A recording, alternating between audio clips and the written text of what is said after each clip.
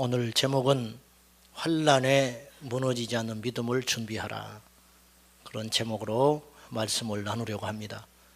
앞으로 약 4주간에 걸쳐서 진짜 믿음에 대해서 점검을 좀 해보려고 합니다. 진짜가 뭐냐? 진짜 믿음, 진짜 교회, 진짜 복음, 진짜 목자에 대해서 한번 시리즈로 설교를 해보려고 합니다. 오늘 사도 바울은요, 믿음에 대한 이야기를 합니다. 믿음. 겉으로 보기에는 집 짓는 이야기를 하는 것 같아요. 건축에 대한 이야기.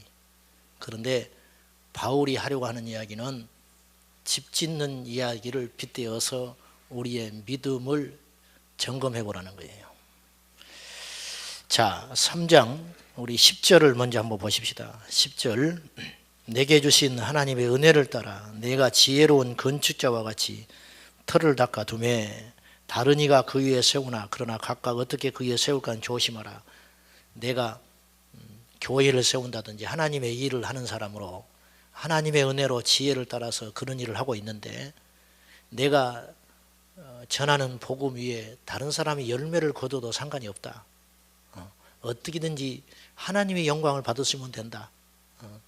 내가 애쓰고 떠났는데 그곳에 다음 사람이 나타나서 교회를 세우고 그 영광을 경험해도 나는 상관이 없다. 그런 말입니다. 바울은 오직 영혼을 살리는 것에만 관심 있는 사람이에요. 먹고 사는 거, 명예, 그런 거 별 관심이 없는 사람이에요. 그런데 바울이 오직 놓치지 않고 붙들고 있는 유일한 하나가 있습니다. 11절입니다. 그런데 조심하라 그랬어요. 하나님의 일을 할 때 조심하라는 거예요. 뭘 조심하느냐? 하나만 주의해라. 뭐 이렇게도 하도 좋고 저렇게도 좋고 어떻든지 그리스도가 전파되면 상관없는데 나를 무시해도 좋고 내 공로를 빼앗아가도 상관없다. 그런 말 아닙니까?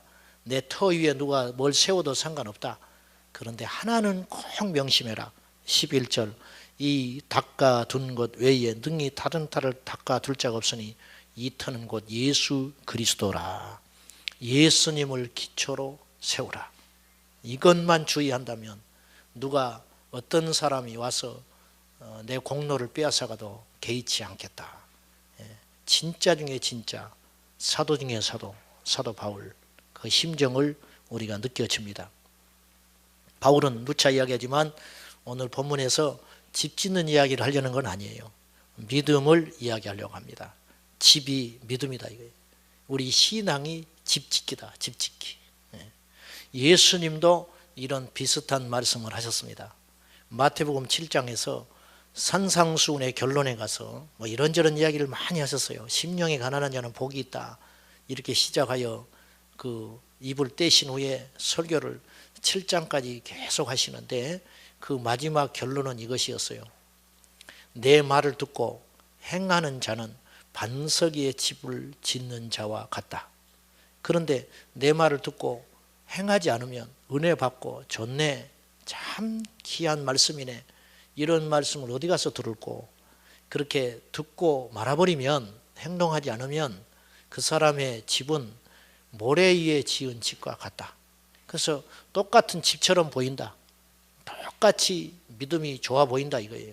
그런데 문제는 풍파가 나고 시련이 오고 어려움이 오고 비바람이 몰아칠 때 반석 위에 세운 집은 버틴다. 그러나 모래 위에 세운 집은 기초가 부실하기 때문에 모래가 다 빠져버리면 그 집이 무너짐이 심하리라. 예수님이 그렇게 말하셨어요. 그러니까 예수님도 그 믿음을 집으로 묘사했다 이거예요. 바울도 그런 비슷한 이야기를 하고 있는 거예요. 즉 진짜 집이 있고 겉보기에는 똑같은 집 같지만은 진짜 집이 있고 부실하게 지은 집이 있다 이거예요. 무너질 줄을 누가 압니까? 우리가 어떤 건물이 번듯하게 세워 있으면은 야 좋다. 그런데 어느 날 그 집이 부실공사로 해서 비가 새고 평소에는 모르는데 지진이 나버리면 그런 집들은 금세 무너지겠지요. 이런 이야기를 하는 거예요. 우리의 믿음도 집이 있어요. 저도 그렇고 여러분도 그렇고 오늘 믿음 생활을 점검해 볼 필요가 있습니다. 내 믿음은 진짜 백이 믿음인가? 내 믿음은, 내 신앙은 과연 제대로 믿고 있는 것인가? 내 믿음은 반석 위에 세워져서 어떤 어려움과 풍파가 와도 버틸 수 있는 믿음인가? 아니면 지금은 이렇게 잘 믿는 것 같지만은 막상 어떤 선택을 한다든지 결정을 한다든지 어려움이 올 때 그냥 주님과 상관없는, 믿음과 상관없는 삶을 살고 있지는 않는가? 이것을 우리가 잘 점검해야 됩니다. 다른 사람을 속이는 것도 큰 죄지만은 자기 자신이 속고 있으면 더 큰 문제예요. 이건 정말 위험한 것입니다. 자, 믿음이 시련과 환난에 무너지지 않는 집이 있다 이거예요. 오늘 바울이 불이라는 표현을 써요. 불. 자, 12절과 13절 봐요. 만일 누구든지 금이나 은이나 보석이나 나무나 풀이나 집으로 이터위에 세우면 집 짓는 재료가 있다 이거예요. 그런데 각 사람의 공적이 나타날 터인데 이 공적을 그냥 결과물이라고 그렇게 해석을 해봅시다. 어떤 사람이 이 집을 지으면 그 나타나는 공적이 있다는 거예요. 결과가 있는데 이것이 그날이 어떤 날, 불이 일어나는 날, 이 불이 나타난다. 불로 하나님이 테스트를 한다는 거예요. 집이 있으면 불로 태워본다는 거예요. 그래서 이 집이 멀쩡하게 서 있으면 그 집은 정상적인 집이지만은, 제대로 진 집이지만은 불을 갖다 댔는데 그냥 힘없이 다 타버리고 없어져 버리면 이 집은 가짜다 이거예요. 여기서 이 불은 뭘 말하냐면 시련을 말하는 거죠. 환난을 말하는 거예요. 핍박을 말하는 거예요. 우리 신앙에 그런 위기가 오는 순간이 있다는 거예요. 그러지 않기를 원하지만은 그런 일도 있다는 걸 우리가 대비해야 할 거 아닙니까? 이게 지혜지요. 우리가 지금 먹을 것이 있지만은 먹을 것이 없을 것을 대비해야 하듯이, 지금 내 호주머니에 돈이 있지만은 언젠가는 내 호주머니에 돈이 떨어질 걸 대비하며 살아야 지혜로운 것이듯이, 오늘 우리에게 핍박이 없지만 앞으로 핍박이 올 수도 있다는 걸 전제하고 믿음을 준비해야 된다는 거예요. 핍박을 피할 길은 없어요.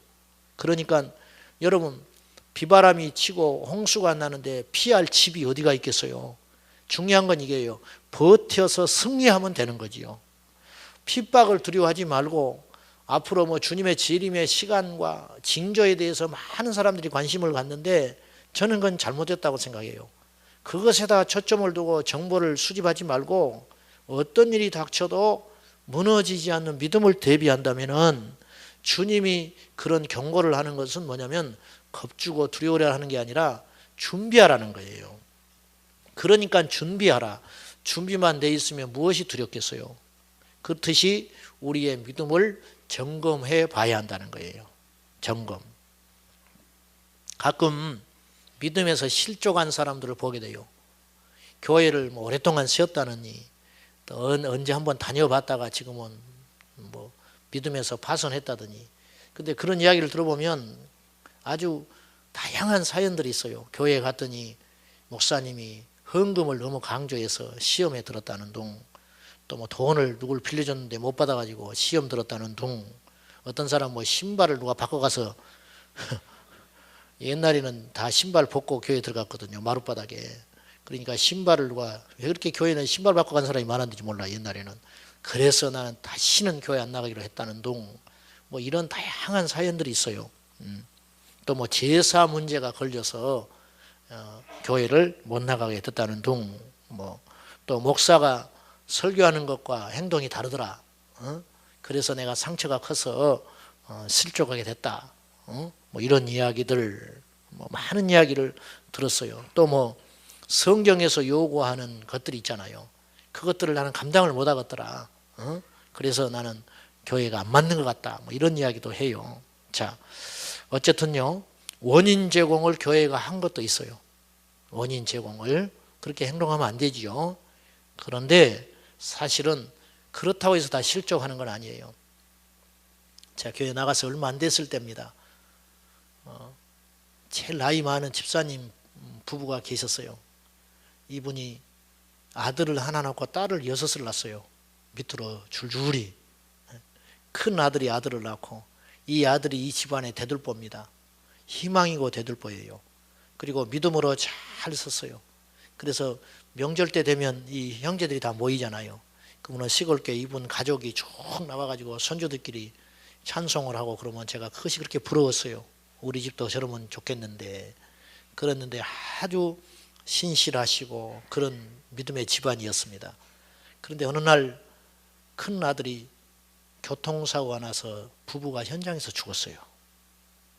가지고 손주들을 딱 남겨놓고 죽어버린 거예요.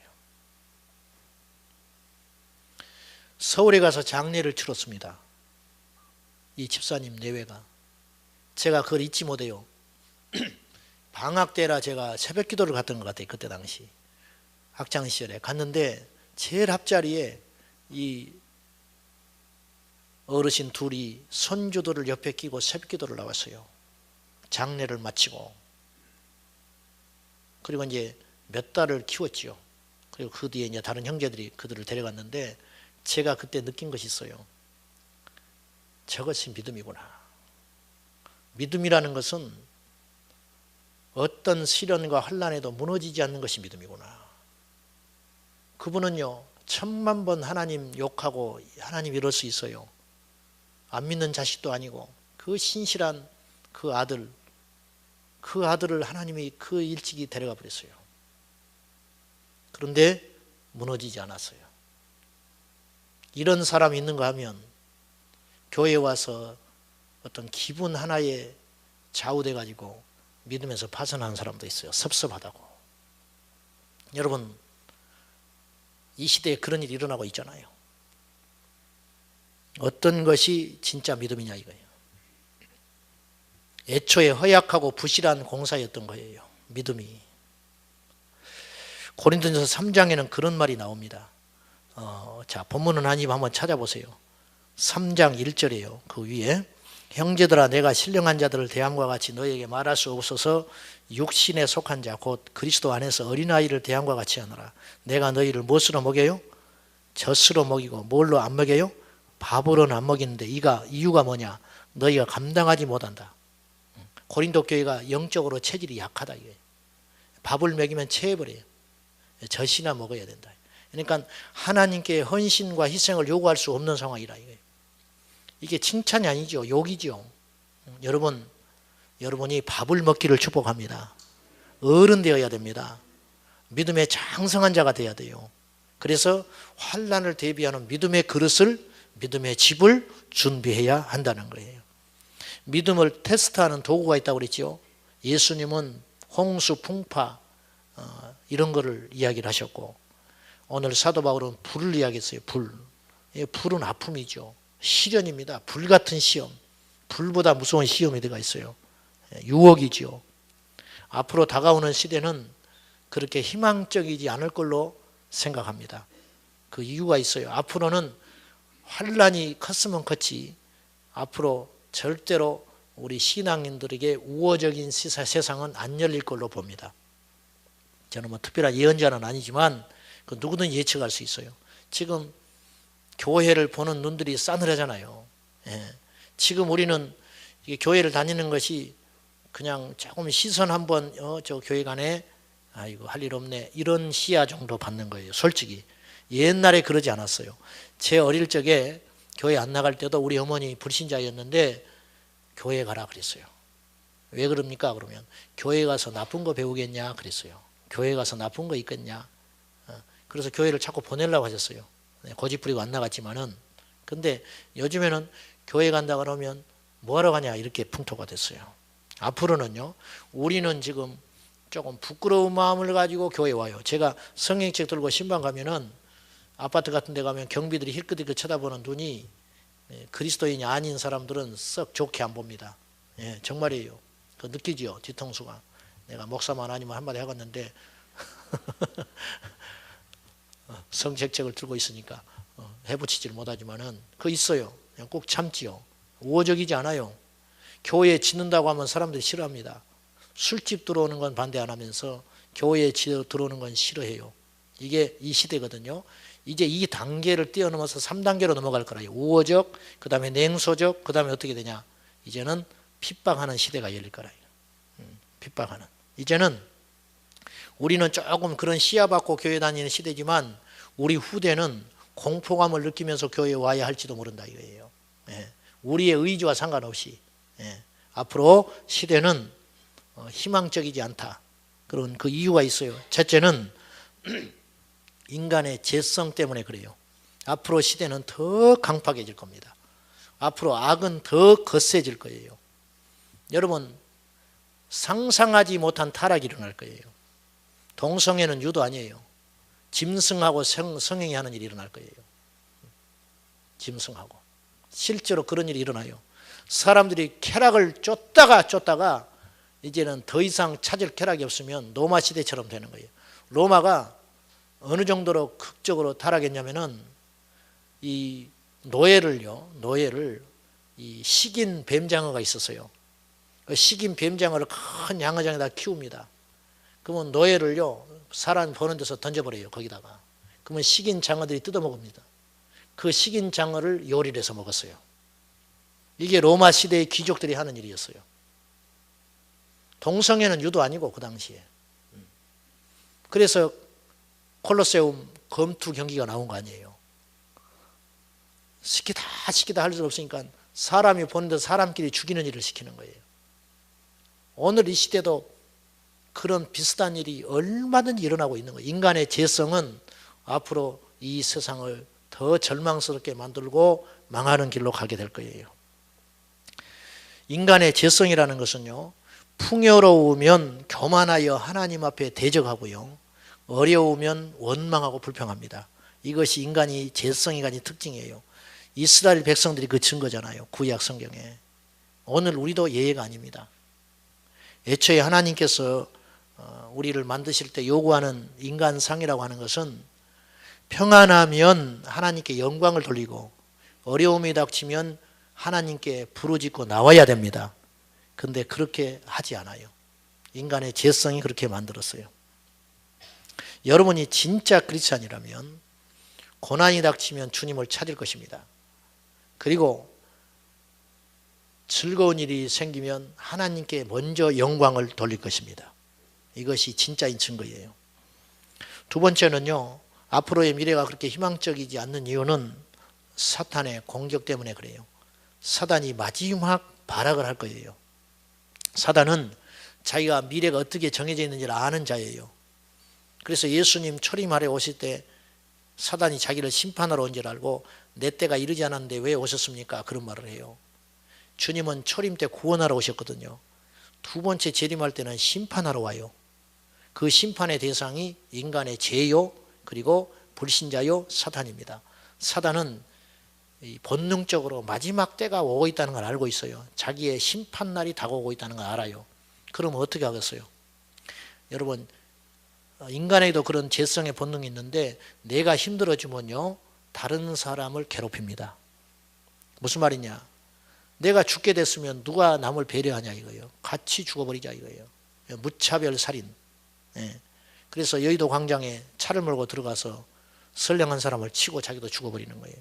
이런 일이 왜 생기느냐? 안에 화가 있어서 그래요. 화. 2판 4판이다 이거예요. 이게 마귀의 속성이에요. 그래서 마귀는 마지막 발악을 하는데, 그래서 하나님이 창조하신 세계와 인간 피조물을 극렬하게 공격해요. 특별히 교회를 공격할 거예요. 그래서 앞으로의 시대는 그렇게 희망적이질 않아요. 여러분, 교회를 떠나서 구원받을 수 있는가? 물론 있습니다. 그러나 우리나라는 안 돼요. 무슨 말이냐면 저 북녘 땅에는 교회를 세울 수 없지요. 그래서 혼자 예배하여 믿음을 갖고도 저는 구원받을 수 있다고 믿어요. 그러나 남녘 이 한국 땅에서 교회를 안 다니고 구원받을 수 있다? 저는 교회 밖에는 구원이 없다고 생각해요. 왜냐? 교회를 다니는 사람도 100% 보장 못 하잖아요. 근데 교회를 안 다니고 무슨 수로 구원받습니까? 그건 자기 합리화예요. 교회를 다니기 싫으면 싫다고 그래야 돼요. 그건 거짓이에요. 교회를 안 다니고 구원받을 수 있다? 없습니다. 없어요. 하나님이 뭘 보시고 그의 믿음을 평가하겠습니까? 없습니다. 안 됩니다. 그래서 마지막 공격 타겟은 교회가 될 가능성이 많아요. 우리의 자잘못과 상관없이 미래가 그렇게 펼쳐질 것 같습니다. 살기가 힘들어진 사람들은 그 화풀이 대상으로 교회를 찾을 거예요. 동성애를 사람들이 우호적으로 생각해요. 인권의 문제로 접근을 합니다. 그러나 성경에 비춰볼 때 그건 틀린 거거든요. 그래서 교회가 반대합니다. 카톨릭도 그만큼 반대 안 합니다. 이슬람 그렇게 반대 안 합니다. 그러나 깨어있는 그리스도인은 반대할 겁니다. 죄는 용납할 수 없거든요. 그러면 공공의 적이 개신교가 될 가능성이 많아요. 그 중에 타협하는 사람은 넘어가겠지만은 복음의 신실성을 가지고 십자가를 움켜쥐고 끝까지 믿음으로 살려고 하는 사람들은 극렬하게 사단이 공격할 수 있어요. 물고 뜯을 거예요. 네로 황제가 반 미치광이가 되어서 마지막에 노년에 죽어가는데 그가 자기 착각에 빠져가지고 자기가 시인인 줄 알았어요. 그래가지고 시를 써가는데 영감이 안 오니까 로마 시내에다가 불을 질러버립니다. 불을 지르고 타오르는 로마 시내를 보면서 시를 쓰거든요. 근데 민심이 흉흉해지죠. 집이 불타고 로마 시내가 불타니까. 그래서 자기가 정치적으로 위기가 오니까 거짓 소문을 퍼뜨려요. 기독교인이 불질렀다고 소문을 냅니다. 그래서 기독교인들이 엄청난 핍박을 받습니다. 지금 화풀이 대상을 찾고 있어요. 분노가 화가 가득 차 있는 이 세상이 그 타겟을 교회를 둘 가능성이 있다는 거예요. 그 배후에는 사단이 있죠. 분명히. 여러분, 그래서 앞으로의 시대는 낙관적이지 않습니다. 세 번째, 앞으로의 시대가 왜 이렇게 어려운 시대가 펼쳐질 것 같은가? 그것은 부의 편중 심화와 민주주의의 한계 때문에 그래요.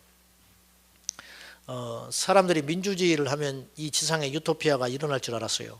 그러나 사회주의도 역시 허점이 있었죠. 다 같이 잘 살자고 그랬는데 일부만 부르주아 집단이 나왔어요.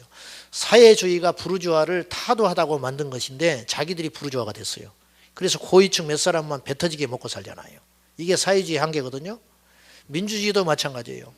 부를 균등하게 하고 다 같이 살자고 평등한 사회를 만들겠다고 민주주의가 최고의 어떤 이상적인 국가인 줄 알았는데 민주주의도 한계가 드러나기 시작했어요. 그건 뭐냐? 부의 편중, 그리고 유전무죄, 빈익빈 부익부, 이런 일들이 일어나고 있잖아요. 그래서 이런 현상들 때문에 어떤 재성과 결합된 이 지상의 어떤 정치 구조는 사람들을 고통스럽게 할 거예요. 여러분, 미국에 제일 많은 빈민들이 있다는 거 아시잖아요. 미국이 그러면 안 되잖아요. 아프리카는 몰라도. 이 한계라, 이 한계. 그래서 더 살기 힘들어질 거예요. 예전에는요, 조금만 노력하면 집을 한 채 살 수 있었습니다.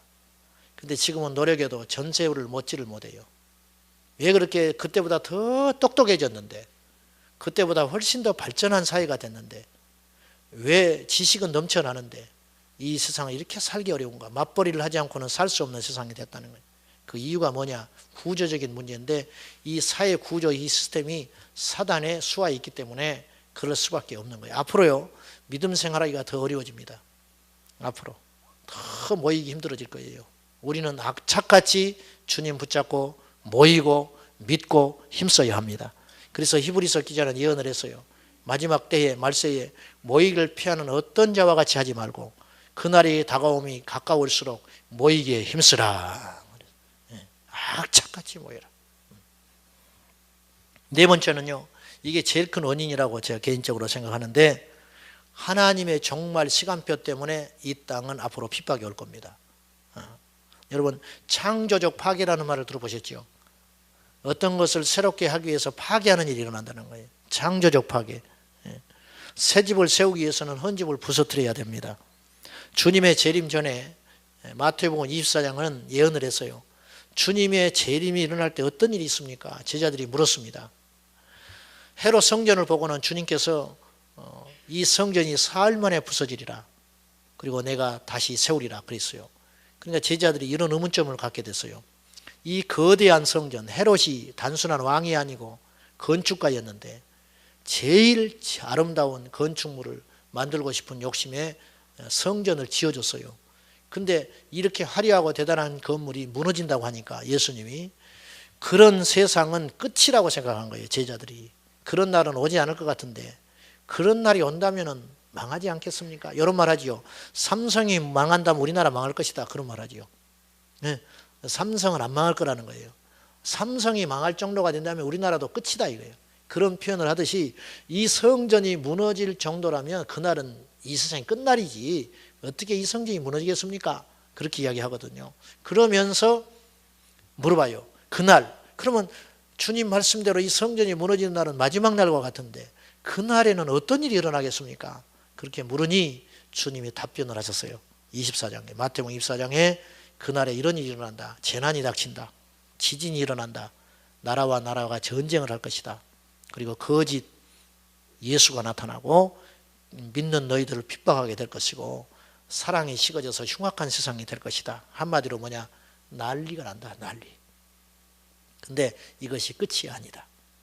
이 재난의 끝에 인자가 공중에서 천사들의 나팔 소리가 함께 구름 타고 오리라. 그리고 이 세상을 새롭게 할 거라는 거예요. 그러니까 새롭게 하려면 묵은 것들은 정리해야 돼요. 이것이 하나님의 피조물인 우리에게는 고통의 시간일 수밖에 없다는 것이지요. 이해가 되시겠죠, 여러분? 인간이 갖고 있는 어떤 재능이나 능력을 가지고는 도무지 해결할 수 없는 대환란이 올 거다. 대환란. 미국에 있는 어떤 성도라고 밝힌 분이 저한테 메일을 보냈어요. 목사님 상담을 요청합니다. 그래서 무슨 내용인가 봤더니 앞으로 환란과 핍박이 일어나면은, 이분은 이제 깨어 있는 건 사실이에요. 환란과 핍박이 일어나면 또 요거 또 들을란가 모르겠네, 이 양반이. 3부 때는 안 해야겠네. 환란과 핍박이 일어나면은 매매를 못하게 되고 뭘 물건을 사거나 그럴 수 없을 것인데, 표를 받기 전에는, 그렇다고 표를 받을 수 없으니까 자급자족할 수 있는 처소를 자기가 만들려고 한다는 거예요. 자기 가족을 보호하기 위해서. 깜짝 놀랐어요. 이렇게까지 생각하는 사람이 있구나. 어떤 처소를 구입을 해서 그곳에다가 물이나 식량을 보관해 놓고 환난을 버틸 수 있는 그런 걸 준비를 하고 싶은데, 목사님 생각은 어떻습니까? 이렇게 답을 요구를 해왔어요. 내가 어떻게 알겠습니까? 그거를. 자기가 알아서 하는 것이지. 그렇게는 말은 못하고 저는 반대합니다. 그랬어요. 왜냐? 숨을 곳 없다. 앞으로 이 시대에 숨을 데가 어디가 있습니까? 이 첨단 인터넷 시대에. 인공위성으로 개미 새끼 한 마리를 찾아낼 수 있는 이 시대인데, 손바닥 들여다보듯이 다 아는 세상인데 우리가 환난을 피할 방법이 없다. 저는 개인적으로 그렇게 생각하고, 그것을 대비할 시간에 복음을 전해서 형제 친척들을 전도하는 게 낫겠다. 저는 이제 그렇게 권면을 해줬어요. 다시 말해서 앞으로 다가올 환난을 피할 장사는 없다. 그러면 어떻게 해야 되냐? 버텨야 된다. 불환난을 피할 집이 없잖아요. 문제는 버티면 승리하는 것이다. 견디는 자는 승리한다. 핍박이 일어나되 끝까지 견디는 자는 구원을 얻으리라. 끝까지 견디는 믿음을 가져야 돼요. 끝까지 견디는 믿음. 유혹에 넘어지지 않고 핍박에 무너지지 않는 진짜 믿음을 소유하면 핍박이 크든 언제 그런 일이 일어나든 그건 중요한 일이 아니라는 것이죠. 여러분, 평소에 우리가 믿음 생활하는 걸 보면 대략 알 수 있어요. 평소에 믿음 생활하는 걸 보면, 우리가 어떤 올림픽이 열린다, 세계 어떤 대회가 열린다 그러면은요, 금메달 후보자는 대충 압니다. 그렇죠.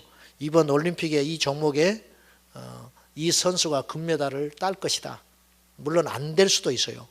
그러나 대부분 맞아요. 컨디션만 왜냐하면 평소에 이 사람이 여기까지 올 동안에 많은 대회를 거쳤는데 그때마다 금메달을 땄어요. 그러면 이 사람 금메달 따는 거예요. 똑같은 경기니까.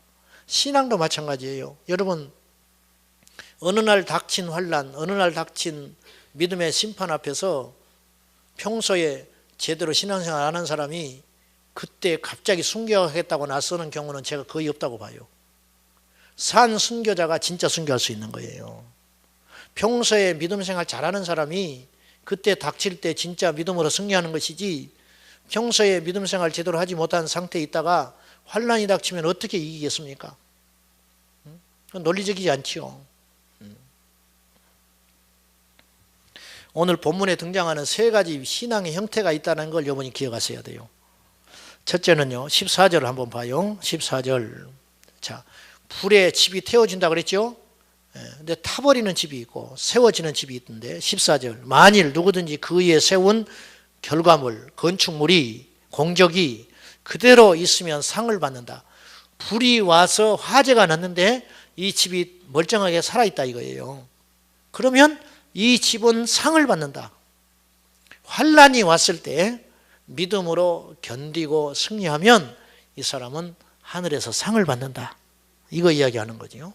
15절 누구든지 예 없습니다. 누구든지라는 말을 기억해야 돼요. 모태신앙, 목사, 선교사 아무 상관없어요. 누구든지 한국 초기에 그 순교 열전을 보면 예수 믿고 6일 만에 순교한 사람이 나왔어요.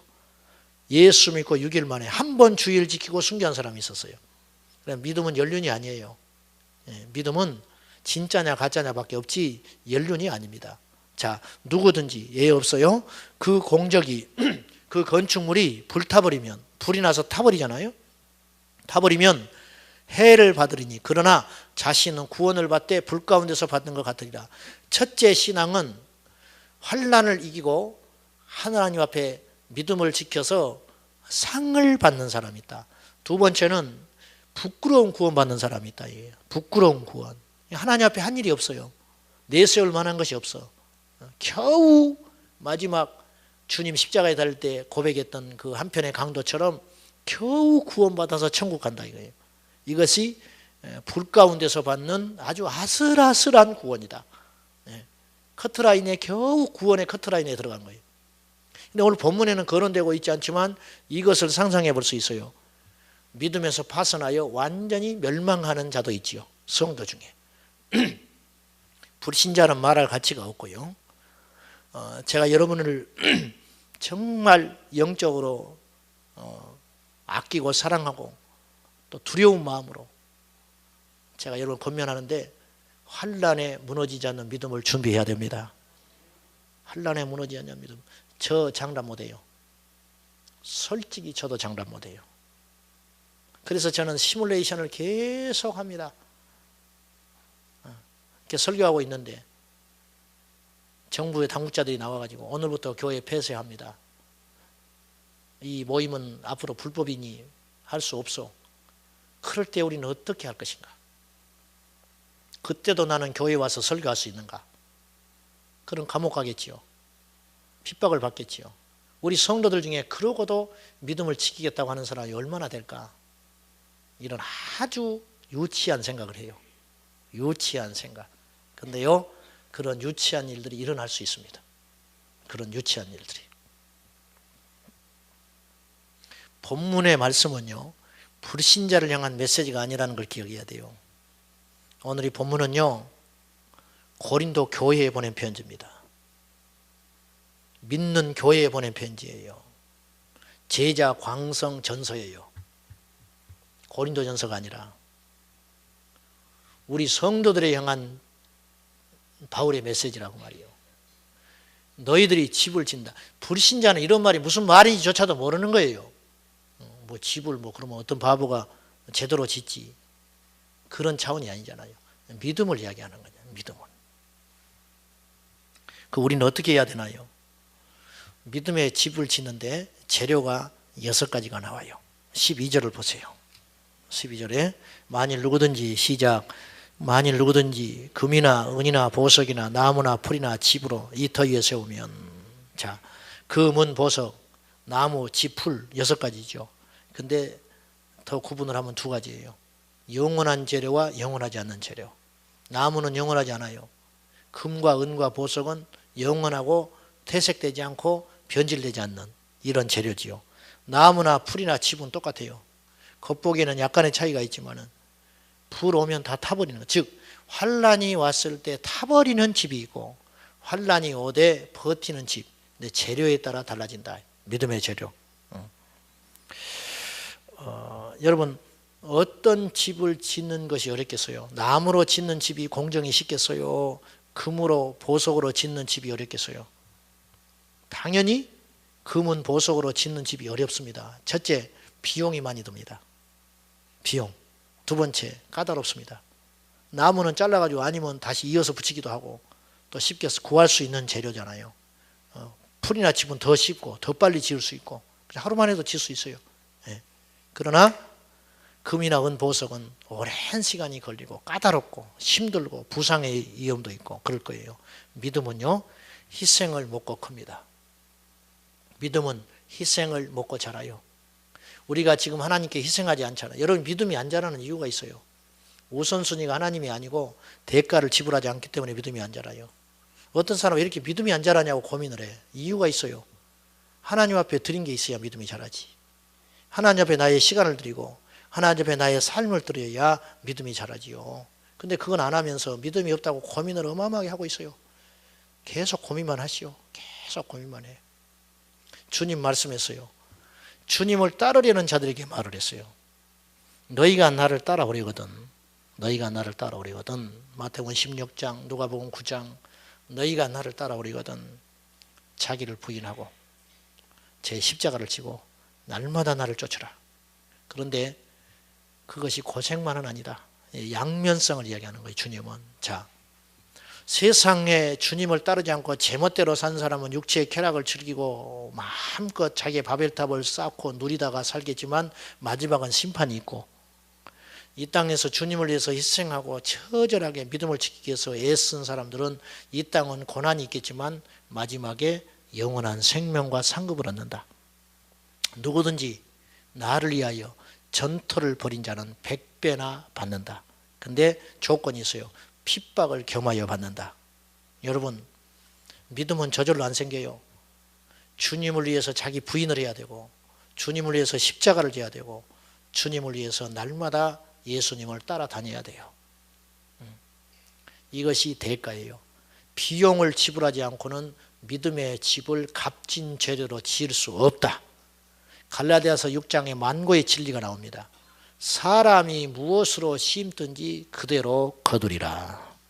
믿음을 심으면 생명을 얻고 내 육체의 정욕을 위하여 죄를 심으면 사망에 도달하게 된다. 그렇게 이야기하는 거예요. 사랑하는 여러분, 주님께로 돌아오십시오. 사랑하는 여러분, 여러분의 믿음을 점검하십시오. 속지 마시오. 내 믿음이 안전하다고 속지 마세요. 내 집은 튼튼하다고 속지 마세요. 모델하우스는 세우기가 쉬워요. 그러나 그 모델하우스는 10년 가지 않습니다. 흉측하게 널려져 있잖아요. 이건 의미가 없는 거예요. 짓기는 쉽지요. 비용도 적어요. 텅텅 비었어요. 겉보기에는 화려합니다. 겉보기에는 인테리어 해놔서 칠해놓고 화려해요. 그러나 그건 집이 아닌 거예요. 사람이 살 수 있는 집이 아니에요. 그냥 보여주기 위한 집인 거예요. 겉부짐만 있는 거예요. 진짜 집은 짓기가 어려워요. 공정이 어렵다는 거죠. 환난에 무너지지 않는 믿음을 위해서 여러분의 믿음을 점검할 수 있기를 주님의 이름으로 축복합니다. 북한의 그리스도인들은 제가 볼 때 100% 진짜 그리스도인이에요. 북한에서 예수 믿는 사람은 100% 들림받고 100% 구원받을 거예요. 왜? 목숨을 걸고 믿으니까. 이 사람들은 반석 위에 세운 집입니다. 이들은 환난을 이길 수 있는 보석으로 지은 믿음의 집을 갖고 있어요. 그러나 남한의 현실은 그렇잖아요. 이 땅의 교회들은 부실한 집도 많습니다. 마지막에 마태복음 7장에 주님 말했어요. 나더러 많은 사람이, 마태복음 7장 20절에 나더러 많은 사람의 그날에 많은 사람들이 나더러 주의 이름으로 선지자 노릇했습니다. 주의 이름으로 귀신을 쫓았습니다. 주의 이름으로 능력을 행했습니다. 주목해야 돼요. 많은 사람이. 근데 주님이 볼 때는 가짜다. 불법을 행하는 자들아 내게서 떠나가라. 목사 노릇하지요. 선교사 노릇하지요. 믿음 좋은 것처럼 노릇하지요. 근데 그들의 결정적인 문제가 있다. 말씀대로 안 산다 이래요. 가짜다. 이 말씀대로 행하지 않는 자는 반석에 세운 집이 아니라 모래 위에 세운 집과 같아서 평소에는 다 믿는 것처럼 보이나 환난과 유혹과 결정적인 뭔가를 결정할 때 주님과 상관없는 어처구니 없는 결정을 해버린다 이거예요. 그래서 가짜다. 그 사람들은 다 멸망길로 가리라. 그렇게 경고하고 있습니다. 사랑하는 여러분, 기다려줄 시간이 없어요. 요한계시록 22장에 계시록에 요한이 계시를 받아서 책을 딱 맞춰갈 즈음에 임봉하지 마라. 책을 덮지 말라는 거예요. 봉하지 말아라. 옛날에 책은 두루마리였어요. 두루마리여가지고 딱 묶어가지고 초로 임봉을 딱 합니다. 못 보게. 이해되시죠? 근데 그 임봉하지 말라는 거예요. 왜? 누구든지 볼 수 있도록 열어놔라. 때가 가까웠다. 그래서 거룩한 자는 거룩한 자로 놔두고 더러운 자는 더러운 자로 놔둬버려라. 무서운 말입니다. 더러운 자를 돌이키게 할 시간이 없다. 여러분, 불이 조금 일어나야 재산도 챙기고 자식 새끼도 챙기지. 불이 확 나가지고 다 죽게 생기면요, 본능적으로 나 혼자 뛰쳐나기도 바쁜 거예요. 놔둬버리라는 거예요. 죄 짓는 자는 놔둬라. 지금 이 시대는요, 어찌 보면요, 교회 밖에 있는 불신자를 전도해야 할 시점이 아니라 교회 안에 와 있는 회색 분자들, 진짜도 아니고 가짜도 아닌 흔들리는 사람들을 경고히 세워야 할 때인지도 몰라요. 왜? 때가 악하고 급하니까. 밭에 가서 추수할 시간이 없다. 창고에 들인 곳간 정리해서 문 닫을 시간이 지금인지도 몰라요. 그래서 빌리그레암 목사님은 이런 말을 했어요. 자기가 전 세계를 다니면서 복음을 전했는데 이 죽는 날이 다가온 이 시점에 보니 교회 안에 불신자들이 너무 많았다. 교회 안에 불신자를 내가 잊어버리고 있었다. 그런 후회를 했어요. 교회 안에 불신자, 교회 안에 무너질 집을 짓고 있는 사람들, 우리 성도들 그리 되지 마시고 십자가의 좁은 문을 향하여 견고히 믿음의 집을 세워서 환난에 대비하는 믿음의 소유자가 될 수 있기를 예수님의 이름으로 축복합니다. 기도하십시다.